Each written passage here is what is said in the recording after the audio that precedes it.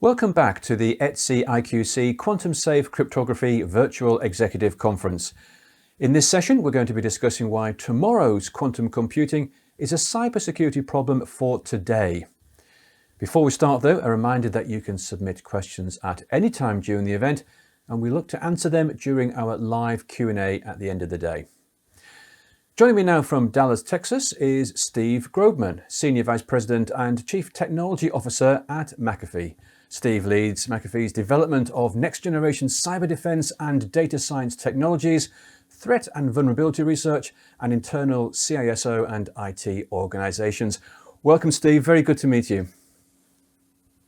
Thanks. It's great to be with you today. The first point I'd like to put to you is that the increased use of cloud brings with it new threats, cloud-native threats. Whilst quantum computing will hopefully lead to new scientific breakthroughs, will it also raise the risk bar? And if so, how? Sure. So one of the things that we often see with technology is they'll not only be used for good purposes, but they'll be used by bad actors to help have more lethal cyber attacks. And that's one of the things, unfortunately, that quantum computing will bring with it. Since we built the World Wide Web in the late 90s, we've relied on encryption in order to keep data private and also to make sure that data has high integrity. The data that we're working with hasn't been tampered with. All of that relies on encryption, and specifically a combination of protocols, what we call symmetric encryption protocols or symmetric key protocols and public key protocols. One of the problems that quantum will be very well suited to solve is to break the public key algorithms that are used ubiquitously today across almost everything that we do in computing and cybersecurity. So for example, all of our web traffic is encrypted using encryption algorithms that it appears quantum will be very well suited to break. Similarly, some of the technology we use to digitally sign applications to make sure they're from a trusted source will be able to be broken. All sorts of the underlying foundational technologies that rely on public key encryption is potentially at risk with the advent of quantum and the advances in quantum. So while many industries, whether it's genetic engineering or chemistry, are going to be able to take advantage of quantum computing to do all sorts of wonderful things for humanity, whether it's get us the next generation of vaccine quicker or solve some of the logistics problems in distributing vaccines for public health. From a security perspective, we really need to hit this risk of quantum being used to break today's security head on. So as you say, there's a massive risk here, but quantum computing is in its very early days. So why should we be concerned about quantum safe cryptography now? Why can't we wait?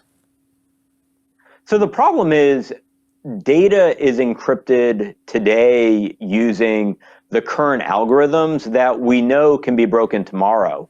So what an adversary is able to do is siphon off the data today, and as long as they have some patience, they can then wait for quantum computing to evolve to a state where it's able to break that encryption, which will happen, in the future. And given that some of the data that we have today will be valuable to adversaries even far into the future, that's a very practical approach for any adversary, especially nation states or cyber criminals that are able to have the ability to wait for the technology to catch up and then take advantage of breaking that information tomorrow. And that's why we can't think about this as tomorrow's problem, but it's really a problem for today, and we need to move a lot faster. So given that, does it really matter if a company's data or a state's data can be unlocked in 5, 10, or even 15 years from now? So think about it this way.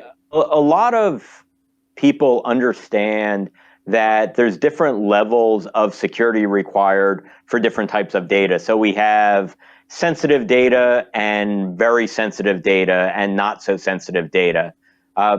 What they don't necessarily understand is that there's also how long does data need to be kept sensitive for, and that varies as well based on what the type of the data is. So let me give you a few examples in order to demonstrate this.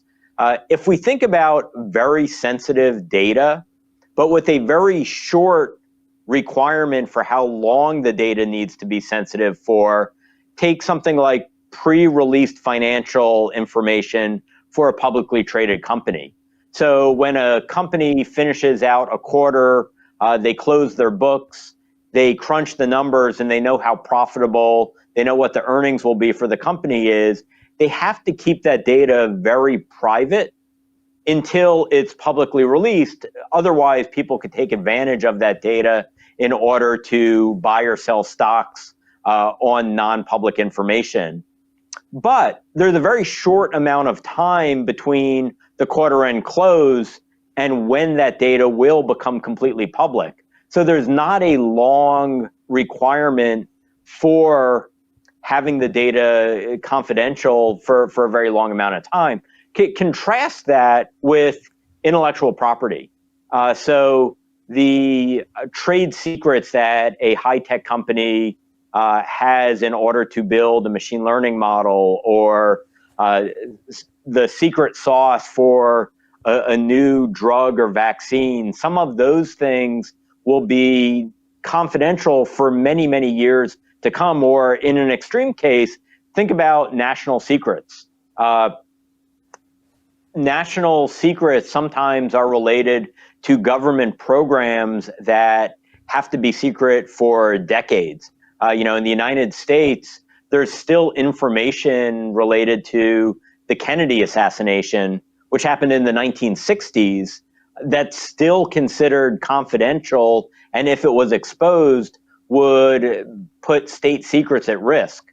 If we look historically, back at the end of World War II, when the United States and the UK successfully broke the German Enigma codes, the ability to crack those codes was kept secret literally for decades. So understanding that there's this timeliness, not only sensitivity related to the way that we think about data, is very important. And when it comes to quantum, recognizing that there is data out there that is secret and must remain secret for a long amount of time is what we need to start thinking about today, such that when we start triaging our different systems in order to move away from algorithms that could be broken by quantum, we take them in the right order.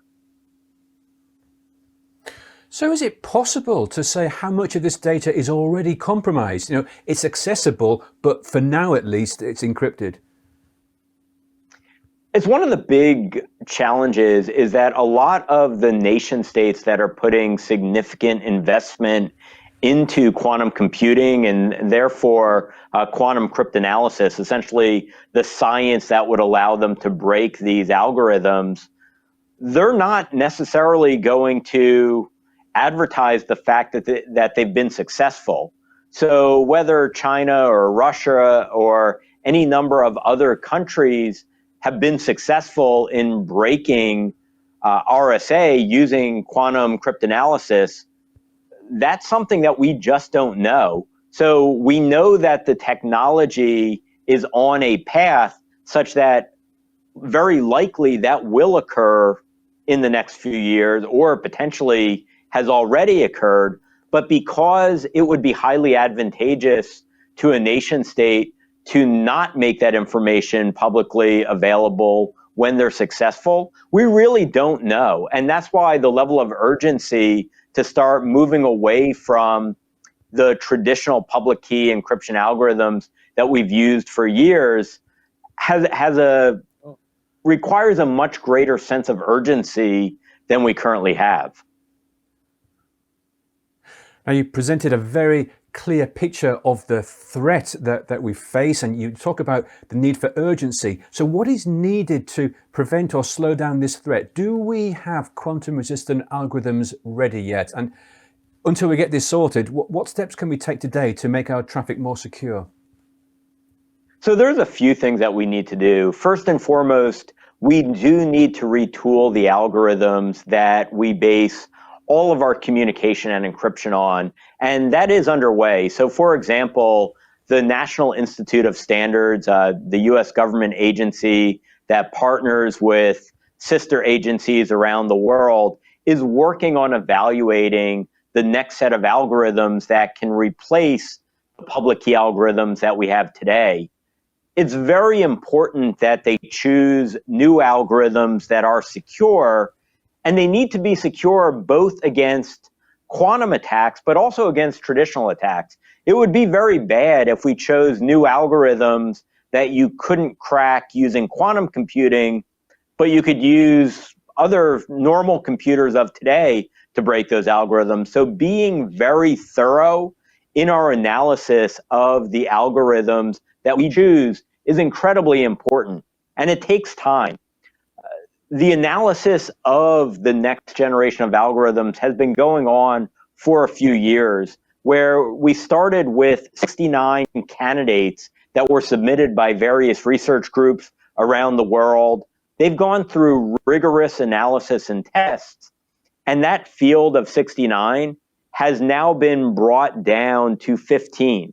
So we still have a ways to go. We have to get that 15 down to a much smaller set, one or possibly a few algorithms that would be the new foundation for cryptography used across the world, that would allow us to start building all of our protocols and technology on this set of capabilities. And that's really a key point. It's not just about defining the algorithms. We then need to take those algorithms and incorporate them into things like web protocols, like HTTPS, into our paradigms for digitally signing files, so that operating systems and software and firmware can use new digital signatures to trust the next generation of capabilities. There are some things that we can start to do today, though, even before the algorithms are available. We can start planning how do we need to retool the protocols and technology when the algorithms are available. We can also move to the latest algorithms of today. So for example, TLS 1.3 was released about a year ago, and it's a significant improvement over TLS 1.2 in that it changes the way that clients and servers negotiate the symmetric keys that are used to encrypt all of the data for a particular session. And one of the challenges with the TLS 1.2 suite is it had a set of protocols where if you broke one public key, you would be able to go back and look at all of the communication that occurred for that particular server and encrypt all of the data. So it was very highly scalable from an adversary perspective, that if you could break or steal that one key, you could get access to an enormous amount of data. This is incredibly dangerous with quantum computing being applied to cryptanalysis, because if one of those keys is broken, then you can have access to lots of data. In TLS 1.3, the paradigm changed where every time a client and server negotiate for a new session, they do it using a different algorithm that the public key is essentially not going to be a single break once and then look at all of the data that's ever been accessed, but you would need to break every session independently. And the requirement for an adversary to break every single one of those sessions makes it a much bigger speed bump to have scalable attacks, even if they have quantum computing operational. So what we can do right now, IT organizations around the world, technology vendors around the world, let's move to the most modern protocols, things like TLS 1.3, and while it won't prevent quantum computing to breaking the data streams, it will make it so that it's much more challenging for the adversaries to do that in a scalable fashion.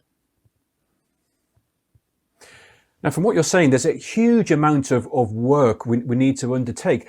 I wonder, are we committed enough? Are we spending enough money and resources on quantum defense research? The short answer is no. If you look at even the amount of time that we've taken to move from 69 algorithms to 15, and we still have a ways to go to get to one, we're not moving fast enough. The federal funding for these sorts of efforts is insufficient. And also the realization that the risk is here today is not being embraced universally. IT and security organizations around the world have lots of problems, and it's very easy to look at quantum as a problem of tomorrow and just focus on the problems that we have today. We need to fund research to move this field along faster so that we can get to these new algorithms much quicker, so that we're putting less data at risk. So, do government and industry need to collaborate, work together to solve this?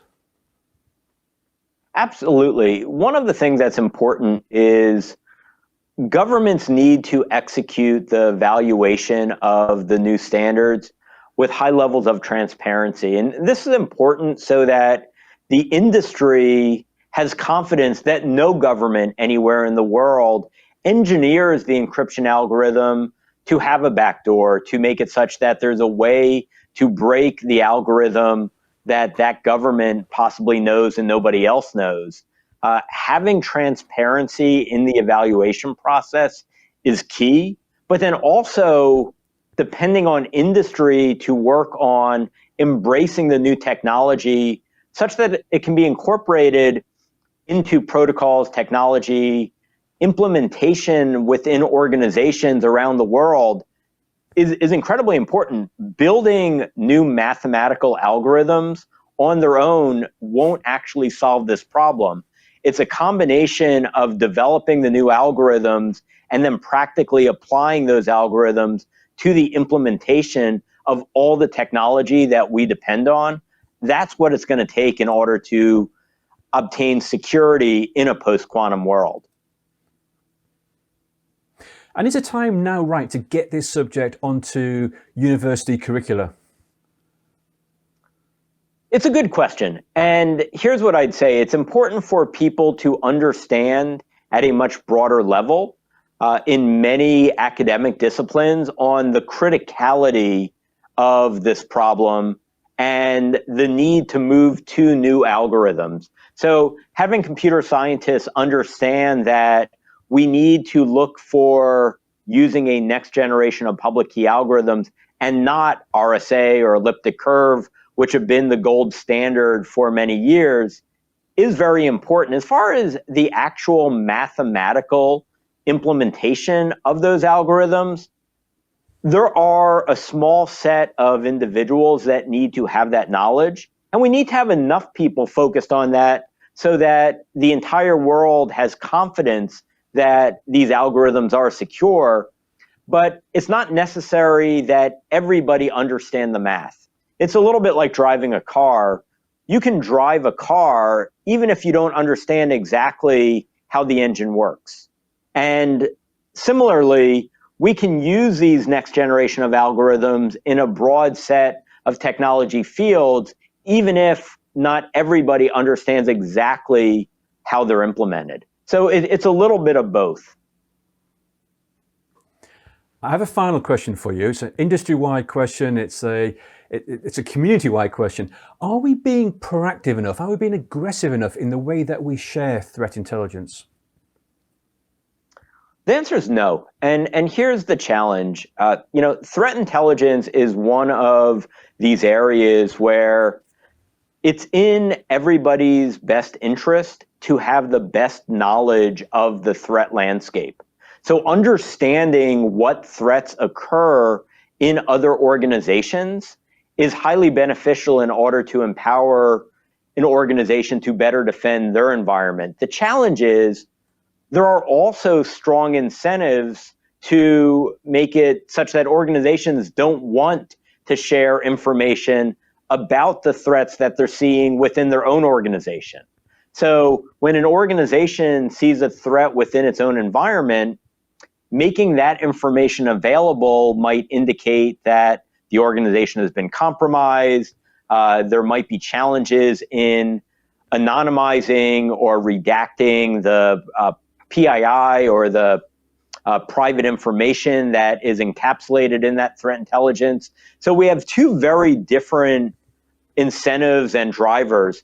There are strong incentives for the community as a whole to access a broad amount of threat intelligence, but at the same time, it's really a free rider problem where there are also incentives on an individual organization basis to restrict or contain where information about their particular organization goes. It's because of this that governments around the world need to look at what sorts of policy decisions could we make to give organizations some protection when they're releasing threat intelligence information that can help other organizations more broadly, such as limiting liability associated with the publication of threat intelligence. It's really looking at this problem with fresh eyes from a government and policy perspective, as well as looking for new technologies where we reward organizations who are prolific in their publication of threat intelligence, even if it comes in the form of rewarding them by giving them the best access to other information. Steve, you're going to be joining us for the panel discussion, which is coming up next. But for now, thank you very much. Absolutely fascinating talk. Don't go away. As mentioned, our panel discussion is about to start, and please don't forget to keep sending us your questions. So stay with us for our next session, but for now, thank you and goodbye.